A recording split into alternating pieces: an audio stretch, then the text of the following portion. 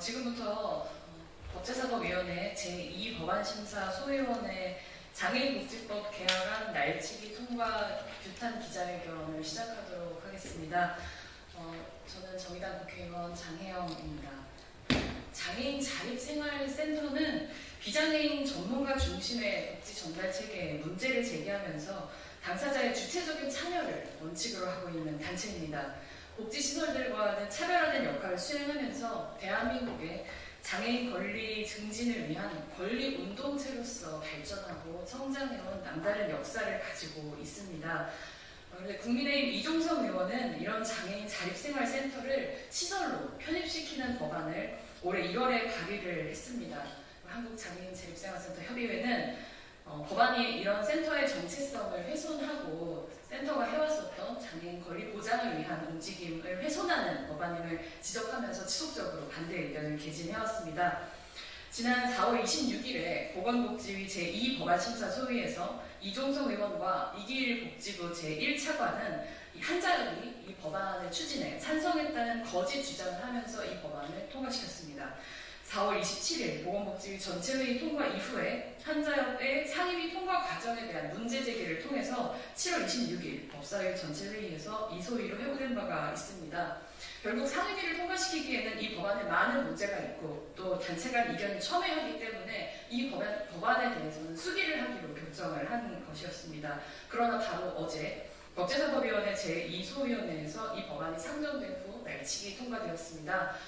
이 본 기자회견은 이러한 날치기 통과의 부당성을 국민 여러분들께 알려드리기 위한 자리이고요. 이 법안의 날치기 통과에 항의하기 위해서 이종석 의원을 관련 단체의 활동가들과 장애 당사자들이 만나기 위해서 노력했지만 만나주지 않았기 때문에 어제 국회의원회관 이종석 의원실 앞에서 활동가들이 의원을 만나라는 요청을 계속 하게 되었습니다. 그런데 이런 모든 맥락을 무시하고 마치 대한민국의 국민들이 자신의 권리를 요구하기 위해서 국회의원실을 찾아간 것이 일방적인 어떤 일종의 불법 행위인 것처럼 호도되고 있는 현실에 대해서 강력하게 국회의원의 한 사람으로서 문제 제기를 하고 싶습니다. 자세한 내용은 이어지는 발언을 통해서 언론인 여러분께 전달드리고 싶습니다. 발언 순서를 말씀드리도록 하겠습니다. 죄송해요. 제가 너무 흥분해서 원래 참석해주신 분들 소개부터 드렸어야 하는데 먼저 기자회견 함께 해주시는 정의당 유호정 의원님 오셨습니다.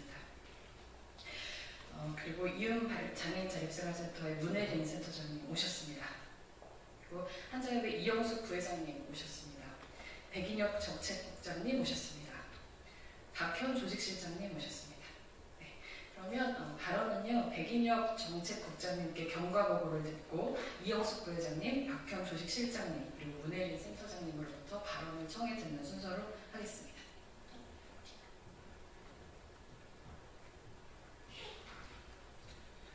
네. 한국장애인자립생활센터협의회 백인혁이라고 합니다. 먼저 이렇게 긴급한 상황임에도 불구하고 이런 기자회견 자리를 마련해 주신 장혜영 의원님께 진심으로 감사의 말씀을 전해드립니다. 의원님께서 앞에서 설명해 주셨듯이 어제 11월 21일 법제사법위원회 제2법안심사소위원회에서 장애인자립생활센터를 시설하는 이종석 의원의 장애인복지법 일부 개정안이 날치기 통과되었습니다. 말씀해 주셨듯이 해당 법안에 대해서는 상임위를 통과하던 당시부터 여러 문제점이 있었습니다. 그리고 이 문제점에 있어서 이 문제를 유발하는 데 있어서는 국민의힘 이종석 의원님과 보건복지부 이기일 제1차관께서 상임위를 통과하던 당시부터 강력하게 주장하셨던 사실들이 명백히 허위 사실이었음을 한국장애인자립생활센터협의회는 다시 한번 고발합니다. 상임위를 지난 4월 26일 보건복지위원회 제2법안심사소위원회에서 통과하던 당시 해당 법안에 대해서 이종성 국민의힘 의원께서는 한국장애인자립생활센터 협의회와 한국장애인자립생활센터 총연합회가 본 법안에 대해서 합의했음을 전제하는 발언을 했습니다. 그로 인해서 보건복지위원회 소위원회의 의원님들께서 논의를 하는 데 있어 첫 단추부터 잘못 꿰어졌다고 할 수 있을 것 같습니다. 그리고 장애인 자립생활센터라는 것이 단순히 활동 지원 기관만을 운영하는 그런 기관이 아님에도 불구하고 마치 보건복지부 이기일 제1차관께서는 장애인 자립생활센터가 아무런 기준조차 갖추지 않은 채 활동 지원 기관을 운영하면서 방만하게 운영되고 있다라는 거짓 사실을 말씀하심으로 인해서 장애인 자립생활센터에 대한 발전과 육성에 대한 방향으로 논의가 흘러가기보다는 센터에 대한 규제의 필요성 그리고 장애인 자립생활센터 양 단체가 합의했다라는 잘못된 주장에 근거해서 이 법안이 상임위원회로 통과되었음을 분명하게 말씀드립니다. 그로 인해서 법제사법위원회 지난 7월 26일 열린 전체 회의에서 해당 법안에 당사자가 의견이 첨예하다라는 이유로 이 소위원회로 상정이 된 바 있습니다. 그리고 어제 법제사법위원회의 제2법안심사소위원회에는 중증장애인 당사자 양 단체 대표자이신 두 분께서 나오셔서 발언을 하실 수 있도록 하는 시간이 마련이 되었습니다. 한 가지 말씀드려야 할 것은 해당 법안과 관련해서 어제 보건복지위원회에서도 동일한 내용을 전제로 하는 이제 장애인복지법 전부 개정안이 상임위원회, 소위원회에서 논의가 되었습니다. 장애인복지법 전부 개정안은 장애인 권리보장법이라는 장애계 염원이 담긴 법안입니다. 이 법안을 제정하기 위해서 수많은 단체들이 10년의 제정운동을 해온 바 있습니다. 장애인 자립생활센터에 대한 규정 또한 이 장애인 권리보장법을 장애인 권리보장법을 제정하는 데 있어서 장애인복지법 전부 개정안이 반드시 뒤따르게 되는데요. 이 논의에 있어서 장애인 자립생활센터를 어떻게 명시하는가 또한 매우 중요한 논의였습니다. 그리고 이종성 국민의힘 의원께서는 이미 지난 4월 26일 일부 개정안에 대한 논의를 통해 장애인 자립생활센터가 시설로 들어가는 것이 상임위원회에서 합의되었으니 이 복지법 전부 개정안에서도 동일하게 시설로 들어가야 한다라는 입장을 말씀하셨습니다. 어제 이기일 차관이 보건복지부 상임위원회에서 소위원회에서 발언을 마치고 바로 법제사법위원회로 넘어왔습니다. 그리고 7월 26일 이 소위원회로 회부되었던 이 법안의 쟁점 중 하나 또한 장애인복지법 전부 개정안이 상정되었을 당시에는 다시 이 법에 대한 체계적인 심사가 이루어져야 한다라는 명분이 있었는데요. 어제 이기일 차관께서는 상임위원회, 소위원회가 끝나자마자 바로 법제사법위원회로 달려간 후에 보건복지위원회 제2법안심사소위원회를 통과한 장애인복지법 전부 개정안 또한 이미 통과된 일부 개정안의 법률과 동일하게 장애인 자립생활센터를 시설로 편입시키는 방식으로 통과되었다라고 발언을 하였습니다. 이에 대해 현재 보건복지위원회 위원들과 그리고 보건복지부의 이기일 차관의 주장이 다른 상황입니다. 보건복지위원회에서는 해당 법안에 대한 법제사법위원회가 논의 결정하는 대로 이 법안을 따르겠다고 했지만 보건복지부 차관은 보건복지위원회에서 이 법안이 동일한 내용으로 통과되었으니 이 법안 또한 통과되어야 함을 발언을 하셨습니다.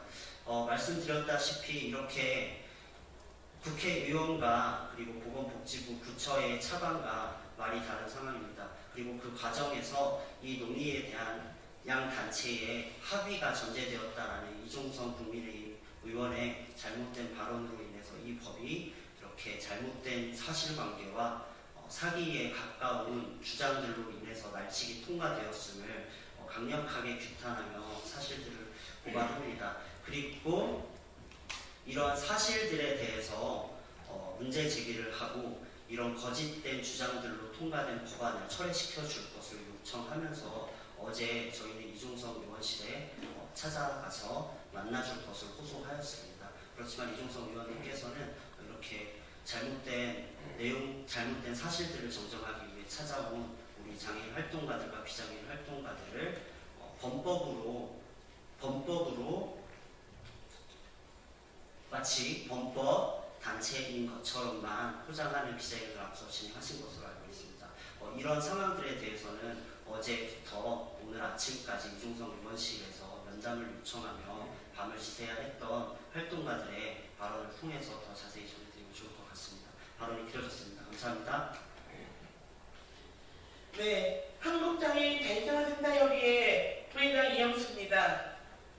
장애인복지법 개헌안이 어제 법제사법위원회 이소위에서 통과된 것은 국민의힘 이종성 의원과 복지부와 그리고 장애인단체 총연합회 셋이 짜고 치는 날치기법이었습니다.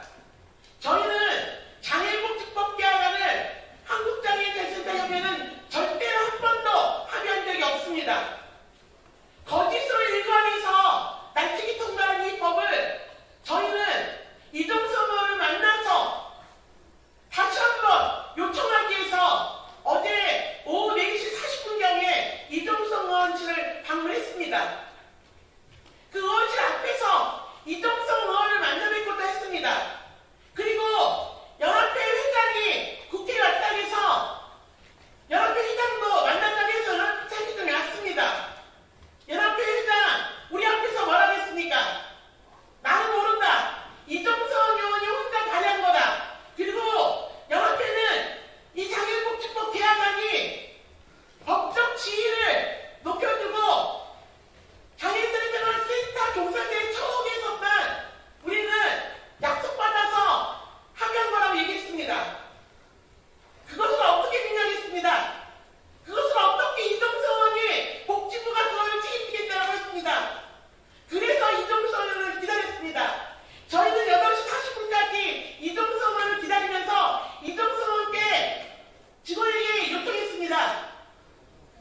전체회의가 시작되기 전에 꼭 면담을 약속을 받아달라고 말씀드렸습니다.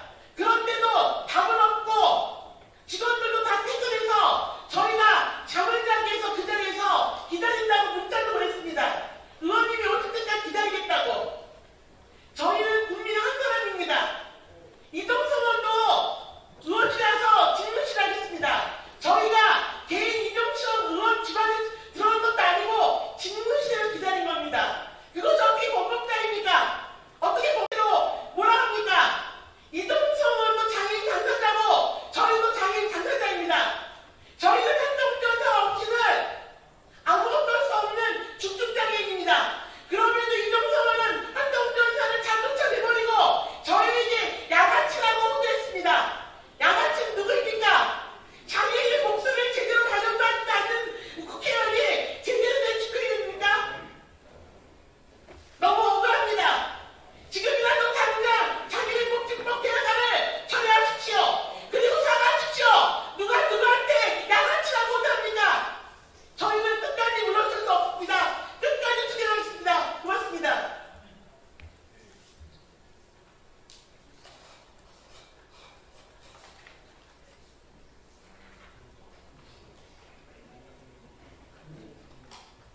자유생활운동은 1960년, 70년대에 미국 사회에서 일어났던 우리권 운동에서 영향을 받아서 미국의 장애인들이 스스로의 권리를 잡기 위해 일어난 운동입니다.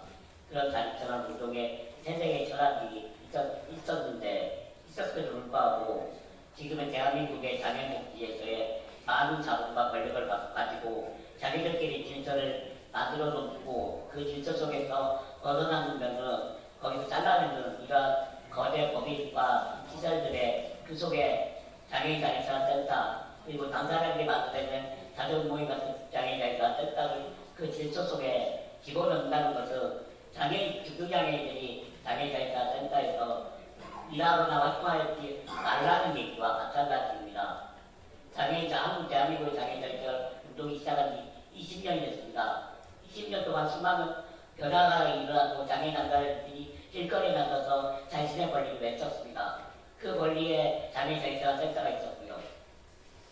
중증장애인이 시설에서 나와 지역사회에서 자립생활을 하겠다라고 하는 외침을 외면하고 있는 이종성 의원이 장애인 장애복지법 개정안을 운운하는 게 저는 앞뒤가 맞지 않다고 생각합니다. 정말 진정한 장애인들 생각한다면 이 개화가 철회하고 온전히 합의하에 복지법을 전면 개정할 수 있도록 해야 된다고 생각합니다. 이상입니다.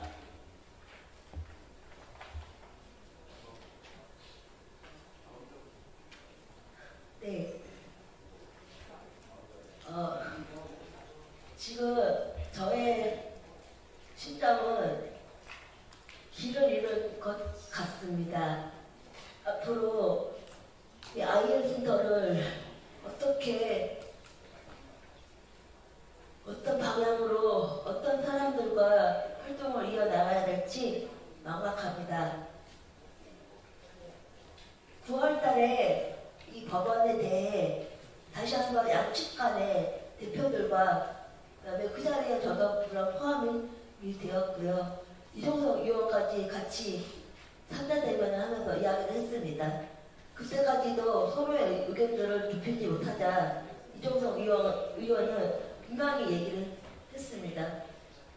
의견이 좁히지 않은 한 올리지 않겠다라고, 다시는 올리지 않겠다라고 했습니다. 그게 불과 서너 달 전의 일입니다. 저희는 그 말을 믿었습니다. 그런데 어제 갑자기 이종석 의원은 그 자신이 뱉은 말을 싸그리 무시하고 법안을 낮추기 통과를 시켰습니다. 아이엠 센터는 현재 비장애인과 장애인들이 함께 활동하고 있는 공간입니다. 그곳에서 지역장애인들과 탈시설을 하고 싶은 장애인들을 대상으로 본인공모 활동과 동료상담과 여러가지 활동들을 하고 있습니다. 그 안에는 대부분 대한민국에서 제대로 교육받지 못하고 이동하지 못하고 사회관계를 맺지 못한 장애인들이 그 공간만큼은 자신들의 하고 싶은 삶들을 이어나가면서 지역장애인들을 만나면서 그 사람들도 지역에서 살아갈 수 있도록 자립생활 권리를 알려내며 활동을 하고 있습니다. 이 법안이 정말로 통과가 된다면 아이엠 센터는 사회복지시설로 변모가 됩니다. 사회복지시설은 서비스 기관입니다. 그리고 서비스 기관인 만큼 그 안에서 일하고 있는 사람들의 자격도 갖추어야 됩니다. 전문가, 사회복지사 자격 등등. 그렇지만 한번 생각을 해보십시오.